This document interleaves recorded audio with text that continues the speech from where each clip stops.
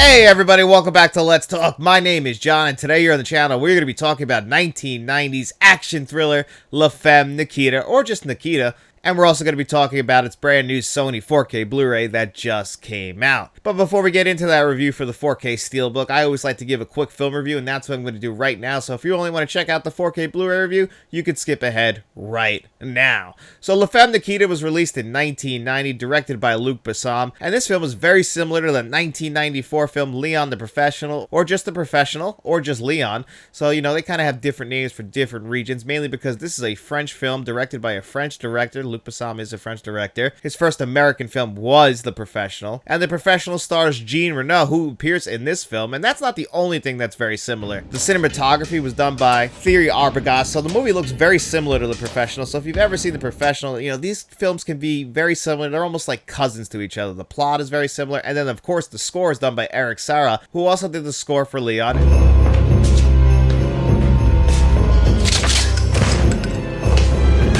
Also did the score for 1996's GoldenEye,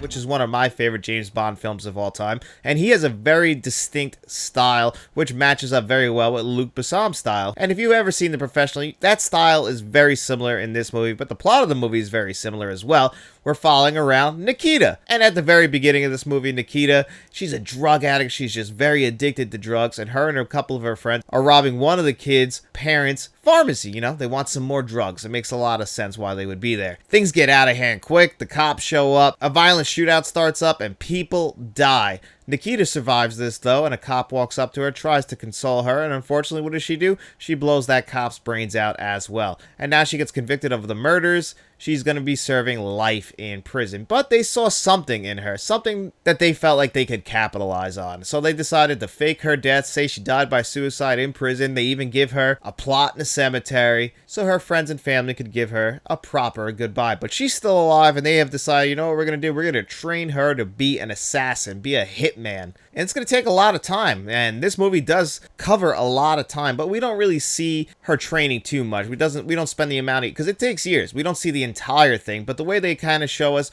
her becoming the new Nikita, because early in this movie she's very rambunctious. She's a little bit crazy, and that attracts a lot of people to her, but she's pretty much a punk, and she wears her emotions on her sleeve. That's why Anne Pauliard's performance is phenomenal. I think she does a great job in the lead role. I mean, really portraying the emotions of the younger Nikita, and then as the Nikita, the assassin growing up, the one who ends up getting engaged, which really does raise one big issue for me.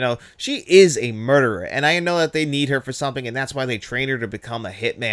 But still, she gets out and she gets to, live the rest of her life. And we're supposed to really kind of feel bad for her and how she's being treated, how she can't really, explore these relationships with her new partner. But unfortunately for me, it's really hard for me to connect to her in the sense because she is a cold-blooded murderer. Yes, we're supposed to understand that, she had an addiction and that's really was the driving force, but she still took innocent lives. So it's always a little hard when I watch this movie for me to get completely behind her. What I love about this movie is the style, the atmosphere, and just how good it looks. The cinematography is great. The score is phenomenal. I absolutely love the score. It's very emotional. And, it does kind of tug at your heartstrings, but I really think that's mainly because of the score, because this really is a straightforward action thriller, and the emotions that it's trying to get out of you, I think it really just is a compliment to the score, and not necessarily to the plot and story. I think that the plot and story needed to be molded a little bit better, and I think Luc Besson got better at this when we do get to The Professional, and I think that, not the director's cut, but the theatrical cut for The Professional is fantastic, and I think that's Luc Besson's magnum opus. Whereas this, I feel like he's still getting his footing under him, and you really watch this movie for the great action sequences, and they are great. Some of the shootouts in this are great. Jean Reno has a great performance in this movie as well, and the performances are good. I just feel like I have some issues with the plot of this movie and the way we, have years pass by. I don't think it's done that well. I think it's done actually kind of clumsily, and, we just have a couple shots of seeing the seasons change. I don't know. I feel like it could have been done a little bit better and just edited a little bit better, but still, it is a fantastic film if you've never seen it. It did have a United States remake. It had, I think, a Korean remake. It also had 2 TV shows, and it's funny because I'm watching 1997 WWF Raw right now, and they keep promoting Femme Nikita, the TV show, which debuted in 1997. Didn't last long, but it also had another remake that was turned into a TV show called Nikita in the early 2010s, which I haven't seen any of this stuff, but I have seen Femme Nikita, and I can highly recommend the film, even if you don't want to check out this 4K Blu-ray that we're going to talk about right now.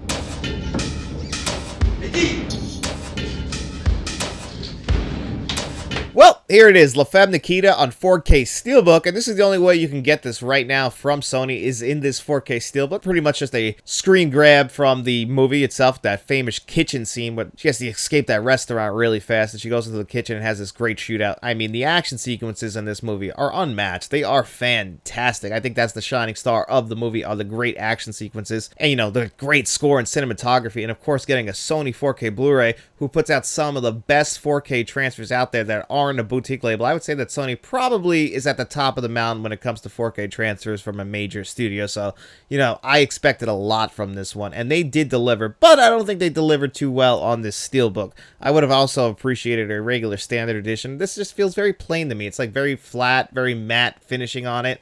You know, I do appreciate the colors. I guess they pop a little bit. Then when you come inside, this is where the disappointment really starts, because all we're going to get is a 4K Blu-ray in here. No Blu-ray disc, so you can't even compare it to anything. And what about those extras? How are they? Well, there are absolutely none. No, not a one. Nothing. It's just the movie itself. You have your choice of the audio tracks, and you can pick a scene, and that is it on there. And those audio tracks, you can listen to this in English if you'd like, because it's a French film. It does have a French DTS HD 5.1, a French DTS HD 2.0, and then it has an English HD Master Audio 5.1 if you want to listen to it with the dub, which I do not recommend. It is an awful dub like most dubs are. This is nothing that's impressive to me, but I understand that a lot of people don't like subtitles, and if they're just going to watch this film, I do still recommend checking it out anyway, even though you might not like it with the English dub. If that's the only way you can watch it, I still recommend it. I did check it out with the dub. I would recommend checking it out with the subtitles, but if you hate subtitles, this movie isn't very dialogue heavy. You know, it really is very atmospheric and moves along at a really great pace. Only 2 hours long, and it moves along so fast that you'll be invested in the great action sequences and the visual storytelling. You don't necessarily need to be there for the dialogue, but if you are going to watch it with the dialogue, I do recommend it in French with the subtitles on. And they do give you some good subtitle options as well. But the no extras thing really bothers me. It really feels very lazy that we didn't get any new extras on here. Any extras at all, any old extras. It's very disappointing because, like I said, this movie influenced 2 remakes and 2 TV shows. You know, also Luc Besson, his career, you know, his personal life's one thing, but his career. This is the guy who gave us The Fifth Element and The Professional. I think he's a fantastic director, a very fantastic visual storyteller. So it's a little bit disappointing that we don't get anything on here. That's really a huge, especially if you're an extras junkie like me, that's going to be very disappointing to you. So the visuals are the only thing that's getting a huge upgrade, and that visual upgrade is huge. Every other time I've seen this movie, you know, it's a beautifully shot film, but I was never like drawn to the visuals. Very early in the movie, they rob a pharmacy, and it's got this blue lighting, and then of course it's like red and green neon lighting in there as well. It just looked absolutely gorgeous. We maintained the film grain, which is all you can ever ask for when it comes to the 4K Blu-ray. So as far as the visual transfer go, it's actually a 10 out of 10. The visuals are almost reference quality, especially for a catalog title from 1990. It doesn't have the world's biggest budget, but man, it looks absolutely gorgeous, and especially now on 4K Blu-ray, I just love what they did with the visuals on this one. I just wish everything else could have matched up to these beautiful visuals. You know, the audio, no matter what, if you watch it in French or in English, and you're using that DTS HD Master Audio 5.1, it's really not that impressive. It's good, and it really does a good job in the sense that, you know what, everything is mixed well enough. It's not anything that's going to blow you away, though. There is definitely room for improvement when it comes to the audio. It's all it is to me is just solid. They weren't making great use of all the channels like they really could have, but you know, they put some effort in, so I have to just say it was pretty good. It wasn't anything bad. You never had to adjust the volume. Everything came in crisp and clear, whether it be from the score, sound effects, or from the dialogue. You never really, except for the English one. The English one, you know, when it comes to dubs, they never do sound great, and this is no different, so I'm not too impressed with the dub, but again, I would say watch it in French if you can. So I'm overall pretty disappointed in this, and you know what? It's a steelbook, so they're trying to rope you in with that. I don't know know if this will get another release in the future with a regular standard release. And right now, all they gave us was this 4K Blu-ray with the film and nothing else. That's it. You're just getting this 4K Blu-ray and you only can watch it on 4K Blu-ray. So this is very disappointing from Sony in that sense. I really appreciate the effort when it comes to the visual upgrade because it's a huge upgrade in that sense. But the audio's not that impressive. The packaging didn't blow me away, and no extras is very, very, very disappointing. So how would I rate this on a score of 1 to 10? I mean, despite the visuals being unbelievable and having solid audio, which might be enough for some people, but for what they charge for this, I can't recommend it at full price. This to me is still very disappointing, and I would give it a alright, I guess, 6 out of 10. Not quite passing, but still very disappointing. I mean, if you just love this film and you want to get that huge visual upgrade, which it is, I recommend it in that sense, but maybe wait for a sale. But if you're somebody who can wait for this movie or really wants to check it out, and maybe this will be your first time watch, I can't recommend it at full price because you're going to be a little bit disappointed with what you get. They kind of went the cheap route in a lot of different areas, and that really does bother me.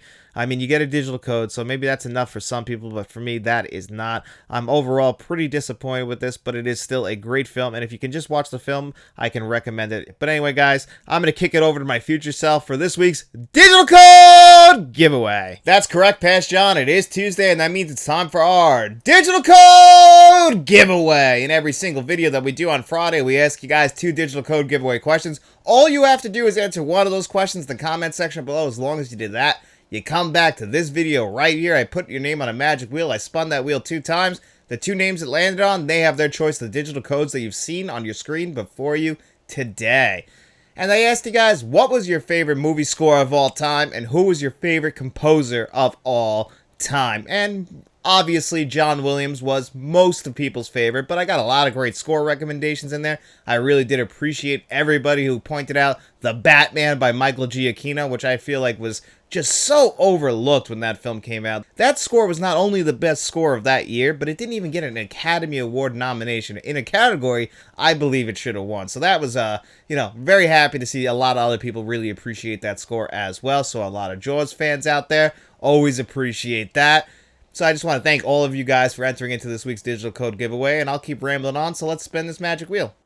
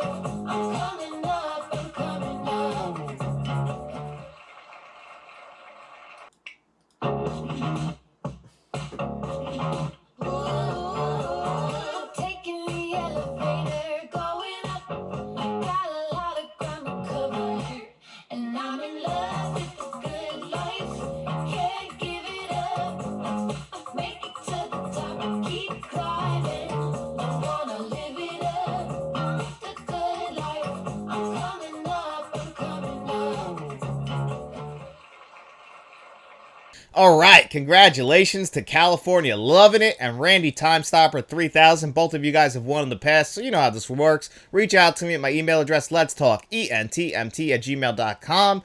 Or you can always reach out to me on Facebook, Instagram, the artist formerly known as Twitter, and let me know which of the digital codes you want. As long as the other winner doesn't take it, that digital code is all yours. And when it comes to our channel memberships, last week, J4ACK, you won our physical media giveaway because you're a channel member. And you haven't reached out to me yet to let me know where to send your choice of physical media that you would want that we're giving away here on the channel to our channel members yet. So, Jack, if you're watching this, please reach out to me. I want to send you your gift, buddy. And for everyone who entered into this week's digital code giveaway and you didn't win, make sure you guys come back to this Friday's video where we will do this all over again. But that's going to do it here for me on another episode of Let's Talk. I hope you guys enjoyed it. And if you did, don't forget to hit that like button, hit that subscribe button, turn notifications on, share this video. It really does help out the channel, believe it or not. We even have channel memberships like a Friends of the Channel tier, Producers tier, where you're going to find John Doe Juggalo, Jason Martin, and Mr. Smelly Potato. And we also have a Directors tier where you're going to find Frank from Frank's Media and Reviews. Make sure you guys head over to his channel, John Doe Juggalo's channel, subscribe to them, especially if you're a fan of physical media. But if you got no money to throw our way, we don't mind at all. We just hope you enjoyed this video. And if you did, make sure you guys get out in those streets and tell your friends about us. And then we'll be seeing you around.